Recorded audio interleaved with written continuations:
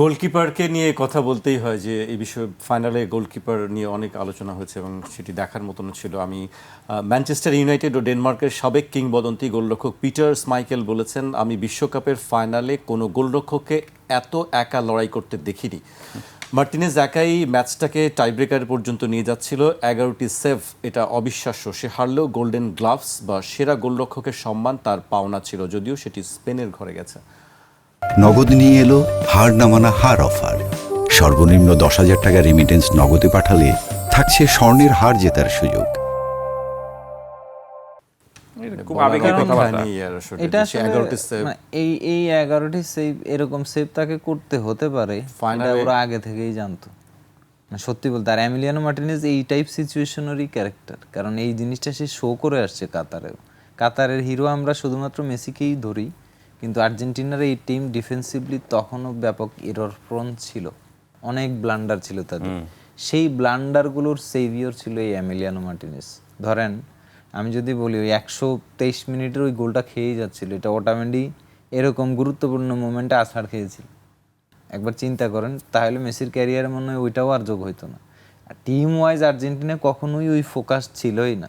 Psychological একটা disadvantage তো আছে। যেমন ধরেন, চাইলেই কিন্তু অ্যাটাকিং ফুটবলটা কাল খেলতে পারতো। ব্রেভ হারারটা কিন্তু অনেক সুন্দর। ধরেন এই ম্যাচটা যদি 3-2 আর্জেন্টিনা হারতো, তাহলে আর্জেন্টিনা প্রশংসিত হইতো। মানে ব্রেভ হারলেও অনেক সুন্দর। আবার 3-2 এর জন্য যখন আপনি রিস্ক নেবেন, এই একটা কথা জোহান ক্রুইফের আসছিল যে I would rather lose 4-5 goals, মানে 4-5 গোলের খেলায় আমি হারতে পছন্দ করব, কিন্তু 1-0 গোলে জিততে পছন্দ করব না। ফুটবলের ফিলোসফিটাই হওয়া উচিত এটা, যে আমি অ্যাটাকিং ফুটবল খেলবো। এখন আর্জেন্টিনা তো এমনিতেই ধরেন ইতালিয়ান সাইকোলজির সেই ডিফেন্সিভ মাইন্ডসেটের ফুটবলটা খেলার জন্য ফিট না, তাহলে আপনাকে কেন খেলতে হবে সেটা? তাও আবার বিশ্বমঞ্চের ফাইনালে গিয়ে। আর্জেন্টিনার কাছে কি ভালো মিডফিল্ডার ছিল না? ধরেন আপনি পুরনোদের অনেক আস্থা রাখলেন, পুরনোদেরকে শুরু করাইলেন, ইয়াংদেরকে আপনি বিশ্বাস করলেন না, তাহলে ডিমারিয়াও তো লাস্ট সিজনে ফিট ছিল এবং বেনফিকায় ভালো করেছিল এবং আর্জেন্টাইন লিগে ভালো করেছিল। তো হোয়াই নট ডিমারিয়া থাকলে তো আপনার টিমের অ্যাটাকিং থ্রেটটা আরেকটু বাড়ে শেষ দিকের অ্যাটলিস্ট। তো ওই যে সবকিছু হলো সাইকোলজিক্যাল একটা এরর, যে আসলে টাইটেল ডিফেন্ড করতে আসছে শুধুমাত্র এই ভরসায় যে আমাদের সাথে মেসি আছে, মেসি এবং ইনশাআল্লাহ আমরা পারবো। এই ছাড়া আমি এখানে কোনো ট্যাকটিক্যাল জিনিয়াসই নাই। আমরা হয়তো ব্যাখ্যা করার চেষ্টা করছিলাম যে কোন ট্যাকটিক্যাল চেঞ্জে আর্জেন্টিনার খেলা বাইর হইছে, মানে পিছায় থেকে। কোনো ট্যাকটিক্যাল চেঞ্জ না, জাস্ট প্লেয়ার নামাইছে আর মেসি ডেলিভার করে গেছে, আর কিছু না এখানে।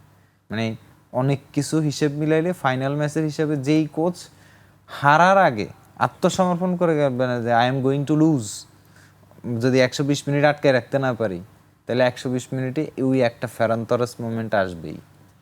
এর আগেও আসতো, ওই যেই গোলটা আসলে বাতিল হইলো ফাউলের জন্য। আমি তো এখানে খুব বেশি ফাউলের কিছু দেখি না, বিল্ড আপ ফাউল যেটাকে বলে, জাস্ট হালকা পায়ের উপরে স্পাইক পড়েছে। এটা তো বিল্ড আপ সিচুয়েশনের ছিল, বক্সে এই ধরনের ফাউল হয় বা এই ধরনের সিচুয়েশন আসে, তো এটা বাতিল করা হলো। তো বেসিক্যালি আর্জেন্টিনা এই ম্যাচে 3বার লাইফ লাইন পায়, ওইটা একটা ছিল। আবার অনেকগুলো ইজি শট 1-on-1 গোলকিপারের হাতে দেওয়া হয়েছে।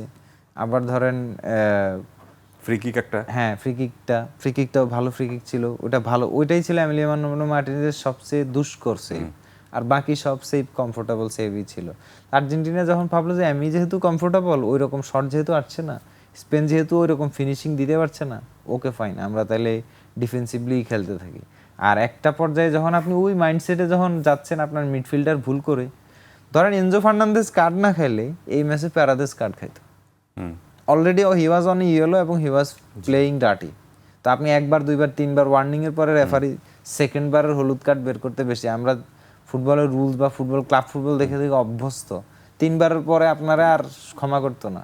সো এনজোরটা হচ্ছে গিয়ে একটা অল অফ এ সাডেন চলে আসছে, তা না হলে প্যারাদেস এই ম্যাচে রেড কার্ড খায়। স্পেন ফাউল করেছে, 21টা ফাউল করেছে, প্রত্যেকটা ফাউল ছিল সফট ট্যাকটিক্যাল খেলার অংশের ফাউল। একটা ফাউলও এরকম না যেটাতে আগ্রাসন আছে। তো আর্জেন্টিনার স্পেনের সাথে আগ্রাসন শো করার দরকার কি, নিজেদের ফুটবলটা খেললেই হইতো। সো এটার দায় এবং মানে ক্রেডিট, দায়টা যাচ্ছে স্কালোনির কাছে, ক্রেডিটটা আপনার অবশ্যই লুইস দে লা ফুয়েন্তেকে দিতে হবে, যার দল মাথা ঠান্ডা রেখে নিজেদের ফুটবলটা এত পরিমাণ ফিজিক্যাল চার্জ সহ্য করেও জাস্ট কোয়াইটলি খেলে গেছে, কোনো প্রকারের উত্তেজিত হয়নি, কোনো ধরনের প্রভোকেশনে সাড়া দেয়নি, ওই সাড়া দিলেই সমস্যায় পড়তো। এটা না করে নিজেদের ফুটবলটা খেলে, কারণ আর মাত্র 15 মিনিট, ওই সময় নার্ভটা এমন চলে আসছিল যে স্পেনের ওভার অ্যাটাক করাই লাগতো আরো বেশি, এমনকি স্পেনের গোলকিপারকেও হয়তো একটা পর্যায়ে কমিট করতে হইতো, কারণ ওই 15 লাস্ট যে এক্সট্রা হাফের লাস্ট 15 মিনিটে গোল না আসলে তো অ্যাকচুয়ালি স্পেন মানে এখান থেকেই আসলে, কারণ এমিলিয়ানো মার্টিনেজ যাকে আমরা চিনি, সেটাই সবার ধারণা ছিল যে হচ্ছে টাই ব্রেকারে গেলে হয়তো আর্জেন্টিনা, আর স্পেনের শুটিংও তো অতটা স্পেশাল না যে সবগুলো গোল হবে। সো এমিলিয়ানো মার্টিনেজের পক্ষে 2টা শট এমনি এইবার বিশ্বকাপ গোলকিপার আর্জেন্টিনা এটাই চাচ্ছিল যে আসলে টাই ব্রেকার পর্যন্ত কোনোভাবে নিয়ে যাওয়ার বিষয়টি। 60 মিনিটে এনজোর কার্ড না হলে হয়তো নিত না, হয়তো আর্জেন্টিনা তখন একটা পুশ দেওয়ার চিন্তা করে, যে ডাটি প্ল্যানে তারা আগাচ্ছিল, কারণ তাদের প্ল্যানটাই আসলে ডাটি, পরিক্রমাটাই ছিল ডাটি।